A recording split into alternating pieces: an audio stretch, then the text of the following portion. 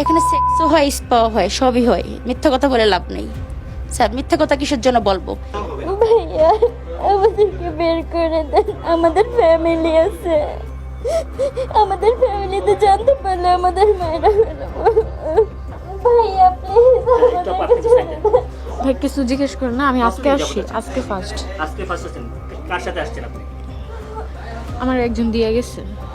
আপনি এখানে কতদিন যাবেন? 1 মাস। কার মাধ্যমে? শৈলবের মাধ্যমে। শহীদ এখানকার কি হয়? জানি না, উনি ফোন দিয়ে আনাইছে।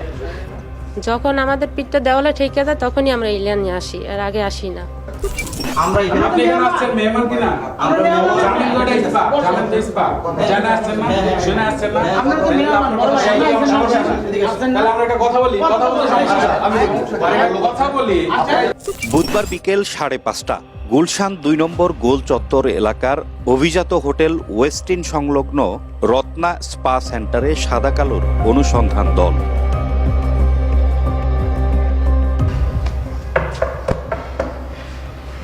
কোনো প্রকার বাধা ছাড়াই প্রতিষ্ঠানটিতে প্রথমে প্রবেশ করলেও বের হয়ে আসার পথে তৈরি হয় প্রতিবন্ধকতা। রীতিমতো হুমকি দিতে থাকেন ভবন মালিকসহ প্রতিষ্ঠান সংশ্লিষ্টরা।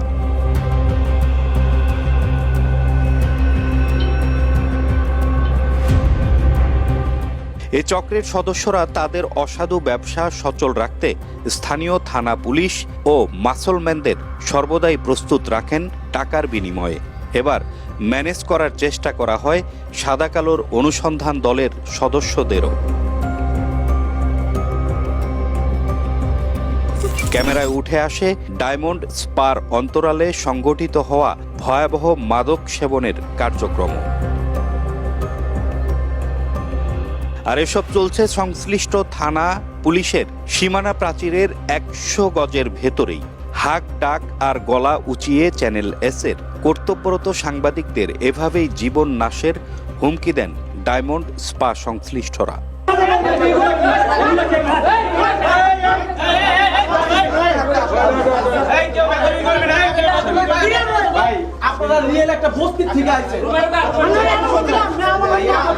দীর্ঘদিন ধরে স্পা সেন্টারের আড়ালে অনৈতিক দেহ ব্যবসা চালালেও প্রতিষ্ঠান সংশ্লিষ্টদের ক্ষমতার দাপটে যেন কুপকাত আইন শৃঙ্খলা বাহিনীর সদস্যরাও।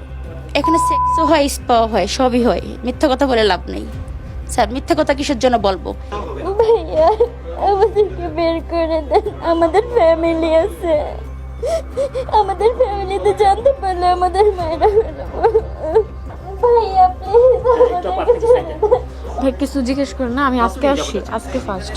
আসছেন? কার সাথে আসছেন আপনি? আমার একজন দিয়ে গেছে। আপনি এখানে কতদিন যাবেন? 1 মাস। কার মাধ্যমে? শৈলবের মাধ্যমে। শহীদ এখানকার কি হয়? জানি না, উনি ফোন দিয়ে আনাইছে। যখন আমাদের পিঠটা দেওয়ালে ঠেকে যায় তখনই আমরা ইলিয়ান নিয়ে আসি, আর আগে আসি না। সাইফুল, সুমন, হ্যাঁ ওই যে সবার নাম যাদের বলছেন ওরা সবাই আছে। প্রতিষ্ঠানটির স্বত্বাধিকারী নয়ন, ম্যানেজার সাইফুল, মিঠু, সুমন ও হিমেল গঙেরা অতর্কিত হামলা চালায় সাদা কালোর অনুসন্ধান দলের সদস্যদের উপর।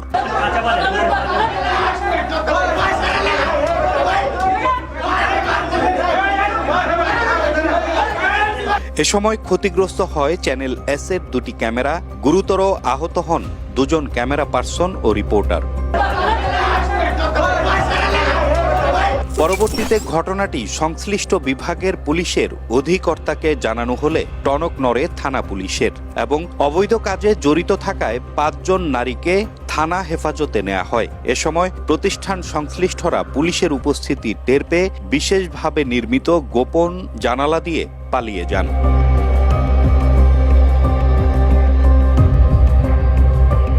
পরে সংশ্লিষ্ট বিভাগের উপ পুলিশ কমিশনার তারেক মাহমুদ জানান, গুলশানকে অপরাধমুক্ত রাখতে কাজ করছেন তারা।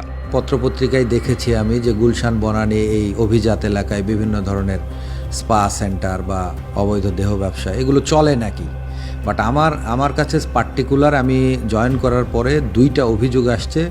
2টা ল্যান্ড ওনার তারা অভিযোগ করেছে যে তাদের জায়গাটা ভাড়া নিয়ে এরকমের স্পা সেন্টার চলছে। তা আমি প্রাথমিকভাবে এটা ভেরিফাই করেছি এবং ঘটনার সত্যতা পাওয়ার পরপরই আমি 2টা জায়গায় অভিযান করে সেগুলো ক্লিয়ার করে দিয়েছি।